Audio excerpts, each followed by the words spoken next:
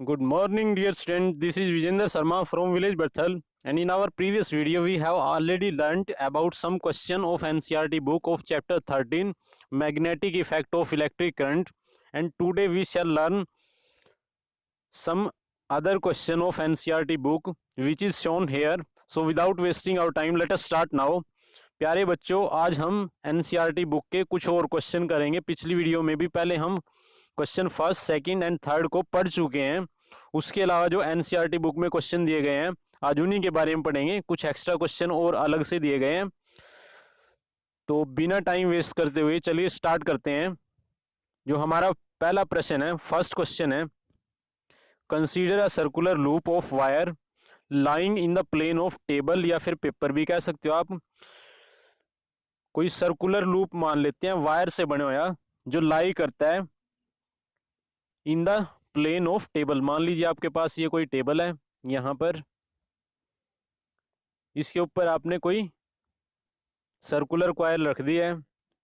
Simple language में आप मान के चलो कि आपने आपके हाथ का जो कड़ा है ना, वो निकाल के टेबल के ऊपर रख दिया है, और उसमें से जो करंट फ्लो करता है, let the current pass through the loop clock wise.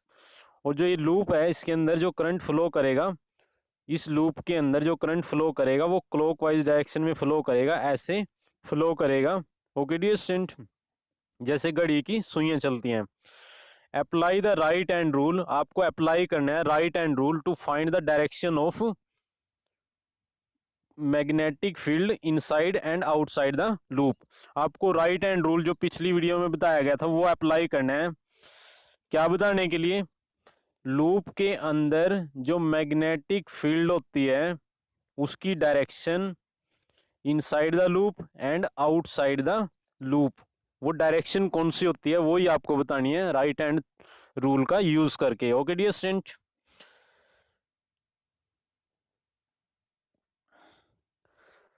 तो इस डायग्राम को ध्यान से देखिए। आपके पास कोई सर्कुलर लूप है जो लाई करता है in the plane of paper या फिर टेबल। इसके अंदर जो करंट फ्लो करता है वो ऐसे फ्लो करेगा क्लॉकवाइज डायरेक्शन में। Okay dear student, the magnetic field lines have been shown in this figure. इस फिगर के अंदर आपको मैग्नेटिक लाइनें दिखाई गई हैं, ये वाली लाइनें जो इसके अंदर से पास करके इधर निकलती हैं। Okay dear student, as per right hand rule, जो राइट हैंड रूल है उसके अनुसार we find the that field inside the loop. Magnetic जो लूप है आपके पास, करंट कैरिंग लूप है, उसके अंदर जो मैग्नेटिक फील्ड लाइन बनेगी इनसाइड द लूप, उसके अंदर magnetic field lines are directed perpendicular to the plane of paper in the inward direction. जो लूप है उसके अंदर परपेंडिकुलर डायरेक्शन में होती है मैग्नेटिक फील्ड लाइंस, ये सारी की सारी लाइनें, और डायरेक्टेड इनवर्ड होती हैं, अंदर वाली डायरेक्शन में, इधर से जाती हैं वो अंदर वाली डायरेक्शन में और इस साइड में बाहर निकल जाती हैं। ओके डियर स्टूडेंट, उसके बाद जो आउटवर्ड डायरेक्शन है, ये वाली डायरेक्शन, यहां पर कौन सी डायरेक्शन होती है? Outside the loop magnetic field lines directed out of the plane of paper. Loop के बाहर, वो बाहर वाली डायरेक्शन में निकलती हैं, इस डायरेक्शन में निकलती हैं, आउटवर्ड डायरेक्शन में निकलती हैं। Okay dear student, simple language में आप ये समझो कि जैसे आप अपने हाथ में राइट हैंड में कड़ा डाल रहे हो ना, तो जैसे आपकी फिंगर उसके अंदर से निकलेंगी, उसी तरह से मैग्नेटिक फील्ड लाइंस निकलती हैं, और जब कड़ा आपके हाथ में डल जाता है तो आउटवर्ड डायरेक्शन में बाहर की तरफ आपकी फिंगर आ जाती हैं।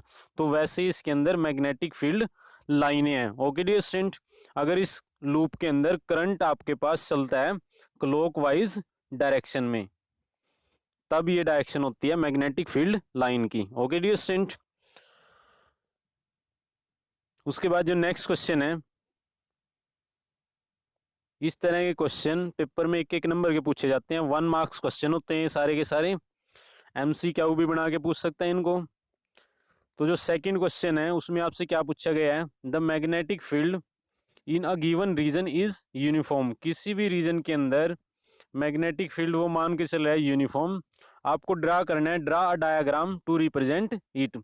मैग्नेटिक फील्ड जहां पर यूनिफॉर्म होती है वो शो करने के लिए आपको डायग्राम ड्रा करना है, मैग्नेटिक लाइनें बना के दिखानी है जो आपको शो करेंगी uniform magnetic field. Okay dear student, तो इस तरह से आप जो पैरेलल लाइनें दिखाई गई हैं, जब भी पैरेलल लाइनें बनाई जाती हैं मैग्नेटिक लाइंस, तो इसका मतलब जो मैग्नेटिक फील्ड होती है यहाँ पर वो क्या रहती है, यूनिफॉर्म मैग्नेटिक फील्ड को शो करती हैं ये पैरेलल लाइनें। Okay dear student, the uniform magnetic field lines are represented by the parallel equidistant lines.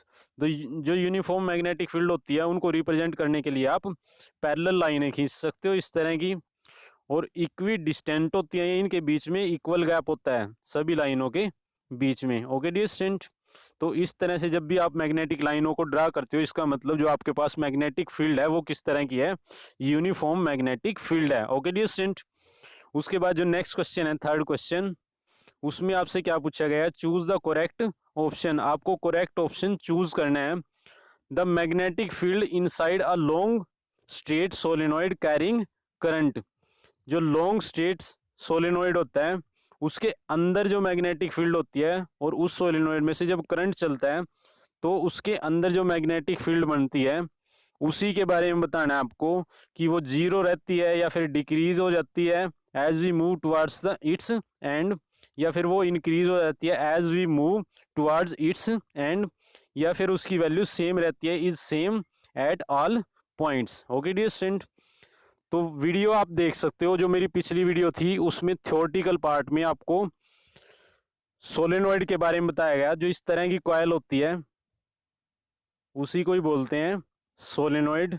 जब इसके अंदर से करंट फ्लो करता है तो आपको ये पूछा गया है कि इसके अंदर वाली डायरेक्शन में, इनसाइड इसके, जो मैग्नेटिक फील्ड होती है लॉन्ग स्ट्रेट सोलेनॉइड जिसके अंदर से करंट चलता है, आई करंट फ्लो करता है, उसके अंदर जो मैग्नेटिक फील्ड होती है वो किस तरह की होती है।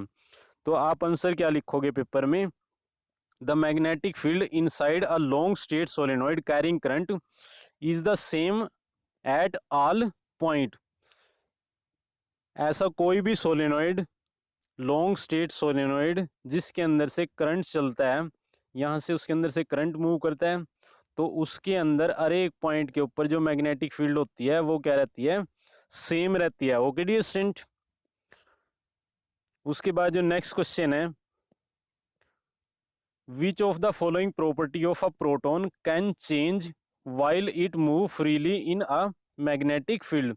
अगर कोई प्रोटॉन फ्रीली मूव करता है मैग्नेटिक फील्ड के अंदर तो आपको बताना है कि उसकी कौन सी प्रॉपर्टी चेंज होती है, उसका मास चेंज हो जाता है, या फिर उसकी स्पीड चेंज होती है, या फिर उसकी वेलोसिटी चेंज होती है, या फिर मोमेंटम चेंज होता है। ओके डियर स्टूडेंट, तो इसका आंसर क्या लिखोगे आप पेपर में, when proton moves freely in magnetic field its velocity and momentum will change.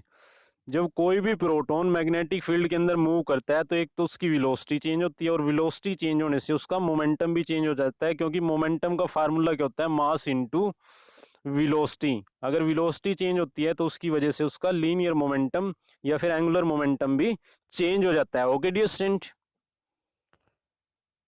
so like this video as much as possible because your like can motivate us so that we can make better video for you. Okay dear student, प्यारे बच्चों, आप सभी के लिए ये मेहनत की जा रही है, आप इसको ज़्यादा से ज़्यादा लाइक कीजिए ताकि हम आपके लिए और अच्छी वीडियो बना सकें, उसमें अच्छी एक्सप्लेनेशन दे सकें। Okay dear student.